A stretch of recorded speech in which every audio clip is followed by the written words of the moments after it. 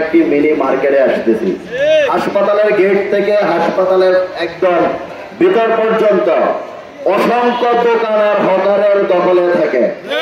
এখনো যদি এদিকে তাকান, অনেকগুলো খেলনার দোকান। আজকে এখানে একটা প্রোগ্রাম হবে জেনে হাসপাতাল কর্তৃপক্ষ ওখানে একজন লোক বৃদ্ধ লোককে দাঁড় করিয়ে রেখেছে।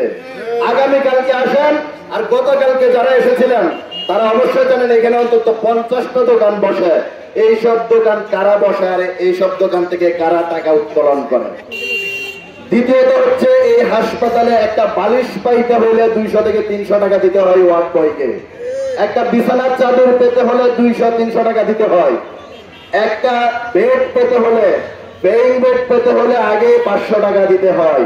একটা ফ্রি বেড পেতে হলে আগে 300-400 টাকা দিতে হয়। তাছাড়া এখানে একটা বিছানার চাদর, একটা বালিশ, একটা বেড পাওয়া যায় না। যদি খাবারের মানের কথা বলেন, সেটি কোনো অসুস্থ মানুষ তো দূরের কথা, বন্য প্রাণীও খাবে না। খাবারের যে অবস্থা আপনারা দেখবেন, সেই খাবারগুলো যাদেরকে দেওয়ার কথা তালিকাভুক্ত রোগীরা অনেক সময় পায় না, বঞ্চিত হয়। কিন্তু যারা হাতের ভিতরে 20 টাকা 50 টাকা দিয়ে দেয়, 100 টাকা দেয়, তাদেরকে ডবল খাবারও দেওয়া হয়। এইখানে টাকা ছাড়া কোনো সেবাই পাওয়া যায় না।